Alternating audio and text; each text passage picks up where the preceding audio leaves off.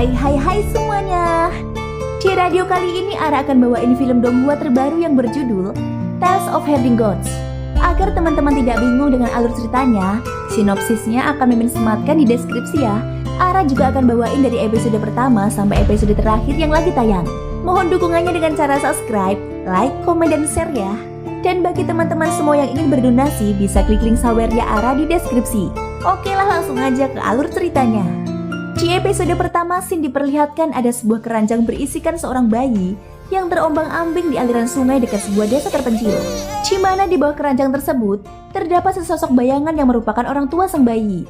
Singkatnya, bayi tersebut ditemukan oleh sekelompok orang-orang cacat yang berada di desa terpencil tersebut.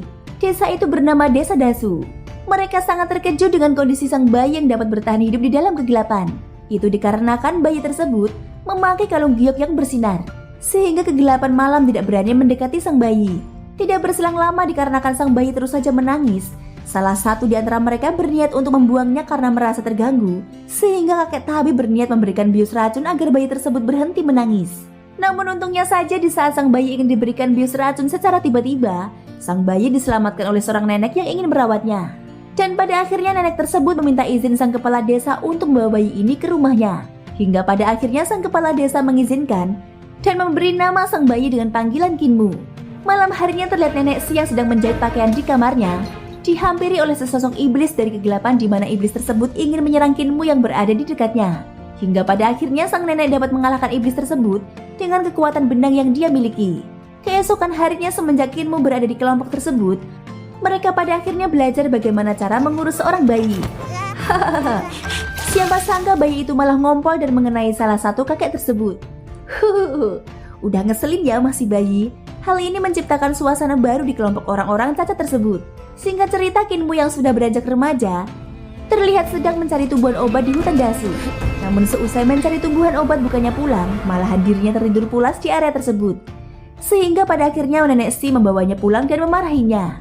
Di pagi harinya di saat Kinmu ingin mengembala sapi, dirinya sempat bertanya kepada sang kepala desa mengenai patung batu yang dapat menahan desa dari serangan kegelapan. Namun bukannya menjawab sang kepala desa, malah membungkam mulut Kinmu. Dengan berat hati, Kinmu menurutinya serta kembali melakukan aktivitas menggembala sapi. Di saat Kinmu sedang asik menggembala, sapinya tiba-tiba saja memberontak dan lari ke dalam hutan sehingga mengharuskan Kinmu mengejarnya. Namun di saat dia melakukan aksi pengejaran, dia justru dikejutkan kalau sapinya mampu berbicara layaknya seorang manusia, di mana sang sapi ternyata meminta bantuan kepada Kinmu untuk melepaskan jarum perak di atas kepalanya. Hanya saja setelah Kinmu mencabut jarum tersebut, tiba-tiba sapi di hadapannya mengeluarkan sosok ratu iblis dan langsung menyerangnya secara brutal. Di saat yang sama dengan hal itu, nenek Si dan kakek Tong tiba-tiba tepat waktu untuk menolongnya. Sehingga pada akhirnya, kedua kakek nenek itu berhasil membunuh sang iblis serta membuang jasadnya ke dalam aliran sungai. Sesaat kemudian terlihat sekelompok orang tidak dikenal menemukan jasad iblis di aliran sungai, sehingga membuat mereka beranggapan adanya aura kejahatan di sepanjang aliran sungai. Dengan alasan tersebut, kelompok ini lalu memutuskan menuju desa Dasu untuk memberantas kejahatan yang berada di desa tersebut. Sementara itu, para tetua di desa Dasu terlihat mempersiapkan sebuah ritual kebangkitan Kinmu di mana mereka telah menyediakan 4 hewan keturunan para roh, bahkan berniat mengambil darah esensi pada binatang tersebut.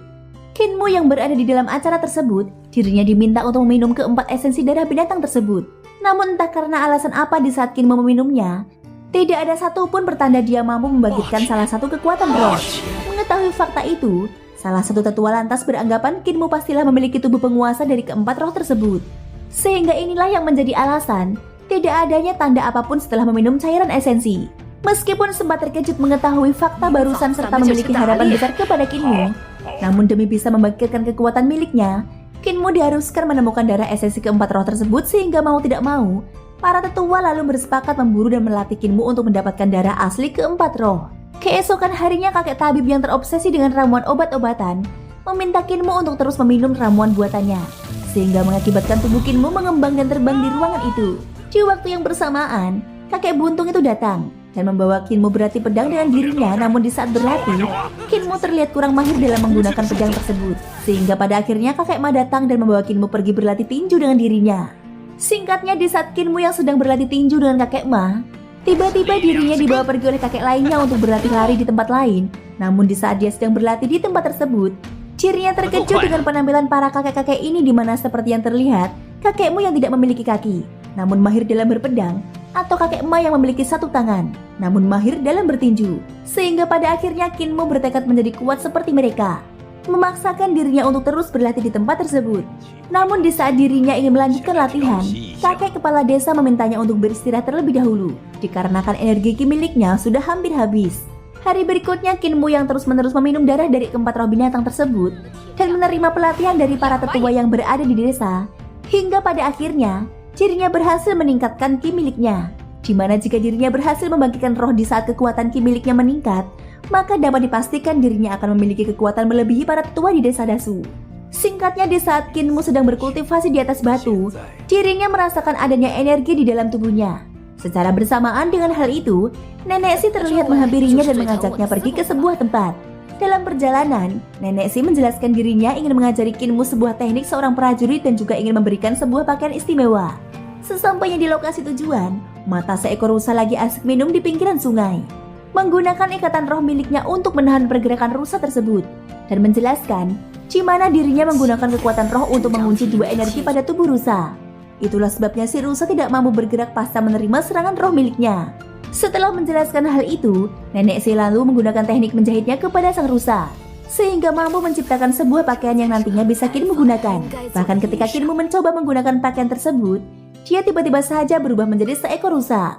Di saat yang sama ketika Nenek Si sedang melatih dan mengajari Kinmu, secara tidak langsung mereka dihampiri oleh sekelompok sekte Sungai Li yang berasal dari kerajaan Yankan, di mana mereka berniat membasmi orang buangan yang memiliki perbedaan dengan para dewa kepercayaan kelompok mereka. Bahkan mereka beranggapan orang yang memiliki kepercayaan berbeda merupakan iblis jahat yang akan mempengaruhi dunia. Menyadari pasti akan terjadi pertempuran dahsyat, Nenek Si meminta Kinmu pergi meninggalkan lokasi tersebut. Hanya saja ketika Kinmu baru saja melangkahkan kakinya, beberapa orang dari sekte Sungai Li terlihat mengejarnya. Pertempuran dahsyat benar-benar terjadi. Nenek Si yang terkepung oleh kelompok musuh terlihat menggunakan mode bertahan dari serangan pedang, sedangkan Kinmu terus berlari dari kejaran anggota sekte Sungai Li. Melihat adanya sekelompok rusa sedang makan siang di dekatnya, Kinmu dengan cerdas mencoba mendekati kawanan tersebut sehingga bisa menyamarkan keberadaannya dari para anggota musuh. Meskipun aksi yang dilakukan Kinmu berjalan lancar, serta membuat kelompok sekte Sungai Li kesulitan menemukan keberadaannya, namun siapa sangka dengan brutal kelompok tersebut secara gila menghabisi satu persatu kawanan rusa. Sungguh biada bukan? Tidak berselang lama, setelah berhasil lolos dari serangan dari orang-orang sekte Sungai Li, Kinmu terlihat melanjutkan aksi melarikan diri ke arah lain. Namun sayangnya aksinya ini diketahui oleh salah satu kelompok musuh, sehingga membuat seluruh anggota kembali melakukan pengejaran. Singkatnya, dalam aksi melarikan diri tersebut, Kinmu pada akhirnya mendapatkan serangan pedang salah satu anggota, bahkan membuatnya terbebas dari tubuh binatang, sehingga memberikan waktu dan gerak bebas kepada Kinmu untuk berlari dari kejaran anggota Sungai Li. Tepat di mana situasi menggenting ketika terbebas dari tubuh binatang, Kinmu tanpa sengaja berhasil menggunakan beberapa teknik yang sebelumnya diajarkan oleh ketua desanya.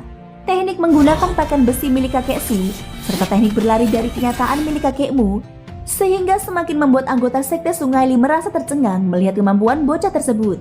Beberapa saat kemudian ketika para anggota sekte Li sedang berada di sebuah tempat yang dihuni oleh para binatang aneh, serta Kinmu sendiri sedang bersembunyi di tempat ini, tanpa sengaja membangunkan monster gorila, sehingga membuat monster tersebut mengamuk dan menyerang apa saja di dekatnya. Di saat Kinmu sedang menghadapi amukan sang gorila, dia secara sengaja memberikan sebuah sinyal di mana dirinya memiliki energi binatang yang sama dengan sang gorila. Menyadari fakta tersebut, sang gorila lalu merubah arah serangan menuju kelompok sekte Sungai Li, sehingga membuat kelompok tersebut lari tunggang langgang meninggalkan tempat ini. Di tempat lain ketika Nenek Si mencoba berlari dari para anggota musuh, kelompok Sungai Li tiba-tiba saja menggunakan formasi 5 elemen untuk memojokkan Nenek Si. Namun sayangnya hal tersebut tidak berjalan lancar. Bahkan Nenek Si ini berhasil menghindari formasi tersebut, serta langsung menggunakan kekuatan benang untuk menjatuhkan seluruh anggota musuh. Di sisi lain, setelah berhasil menghindari serangan monster gorila, beberapa anggota sekte Sungai Li terlihat kembali mencari keberadaan Kinmu menggunakan teknik penanda milik salah satu anggotanya. Bahkan setelah memastikan lokasi bocah buruan, mereka pada akhirnya kembali melakukan aksi pengejaran. Tidak berselang lama sambil berlari menjauh dari musuh, Kinmu lalu menyadari hari mulai gelap, sehingga membuatnya teringat dengan ucapan Nenek Si, di mana ada sebuah tempat persembunyian yang bisa dia gunakan untuk berlindung dari iblis kegelapan. Mengingat perkataan Nenek Si, Kinmu lantas mencoba untuk mengikuti setiap hewan aneh di tempat tersebut, sehingga membawanya ke sebuah reruntuhan dasu sebelum malam benar-benar tiba. Di waktu bersamaan dengan hal ini, anggota sekte Li terlihat mengikutinya. Mereka masuk ke tempat tersebut. Namun sayangnya, salah satu anggota mereka terkena sapuan energi kabut iblis kegelapan, bahkan membuatnya hanya menyisakan tulang tanpa daging sedikit pun. Singkatnya, setelah mereka memasuki tempat persembunyian, senior Ki yang ingin menghabisi Kinmu justru dibuat terkejut dengan apa yang dirinya lihat di mana di tempat ini. Para binatang aneh yang sejatinya memiliki sifat saling bermusuhan dan saling menyerang, justru terlihat berdamai bahkan seolah-olah memiliki sebuah aturan, dilarang membuat gaduh atau bertarung di tempat ini. Dengan adanya fakta tersebut, seluruh anggota lalu sepakat untuk menunggu pagi tiba sebelum melancarkan aksi menghabisi Kinmu. Di sisi lain, kakek Hu dan nenek Si terlihat terus-menerus mencari keberadaan Kinmu.